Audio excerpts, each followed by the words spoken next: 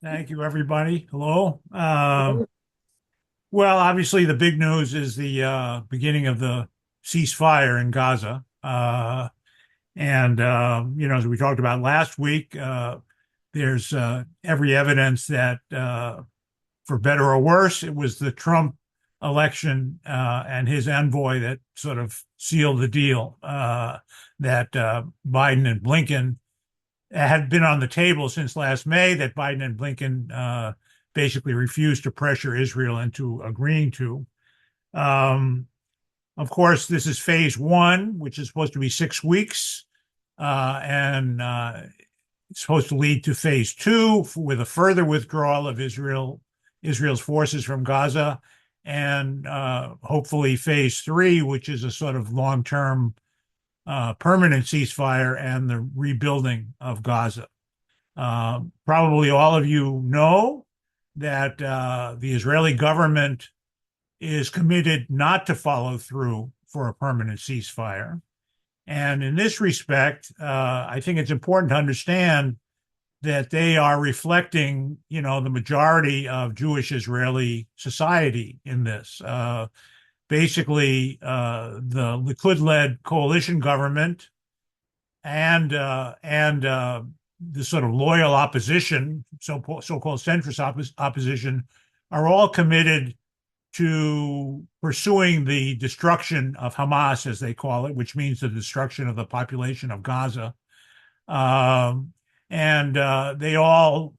Most of them want to get as many hostages or prisoners out from Gaza as they can, but they are committed to resuming the genocide at the earliest possible opportunity. And The only exception is the very far right, both within and outside Netanyahu's coalition, have been and are always against any agreement of a ceasefire, including if it means the death of the remaining prisoners held in Gaza. And one of the more radical parties quit the coalition over this ceasefire agreement, and the other one, led by Smotrich, says he will quit the government if Israel doesn't resume its attack on Gaza after phase one. So again, we all have to understand this is not just the Netanyahu government, but Jewish Israeli society in its majority. There is, of course, a small left-wing fringe that, you know, mourns for the loss of Palestinian as well as Israeli lives and hopes for some kind of longer term settlement, but they are very much in the minority within Israel. And if there's any doubt about, the Trump administration being, the main cause and the main hope for maintaining the ceasefire, the New York Times had a long editorial, that is by its editorial board today, saying that effectively the maintaining of the ceasefire is up to the Trump administration now. You can read that if you want at the New York Times. It's also kind of reflective of Zionist anxiety over Trump that there's a kind of ongoing freak out over Trump's mentioning of peace in his inaugural address. Peace, of course, is the last thing that the Zionists want. They're in favor of ongoing war against Israel's enemies in the Middle East. And there's some anxiety that maybe Trump is serious enough that he won't join or allow Israel to attack Iran, which is their strategic aim in the Middle East. And there's also a minor freak out over the fact that he's appointed as the Assistant Secretary of Defense for the Middle East, someone who is on record as saying the U.S. should be less involved in the Middle East and withdraw its troops from Syria, among other places. The fact that the right wing and the Zionists are freaking out over Trump is probably a good sign. We can be hopeful that he may pursue a broader peace in the Middle East, which involves restraining Israel, but we don't know that. He did also, on the other hand, rescind the sanctions, the very feeble sanctions that the Biden administration had placed on the more extreme violent settler activists, So this was, since it was primarily symbolic anyway, this was a bone that Trump threw to the far right in Israel.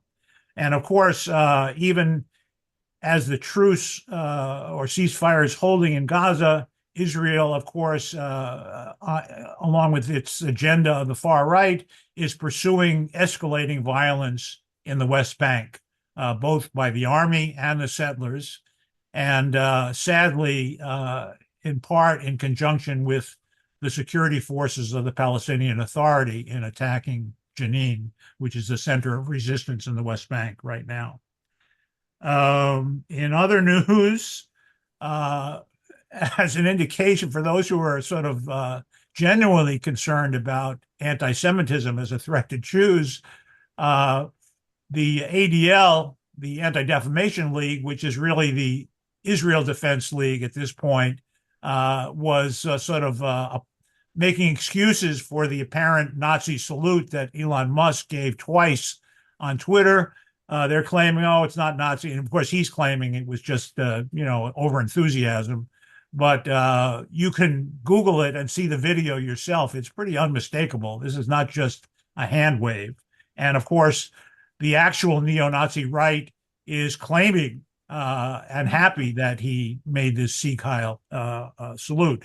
So again, this whole anti-Semitism furor is about Israel and not about anti-Semitism. And they, as Zionism has always been willing to do, they regard the far right, including the far right that hates Jews, as allies of Zionism in Israel, and that was true 100 years ago, and it's true today too.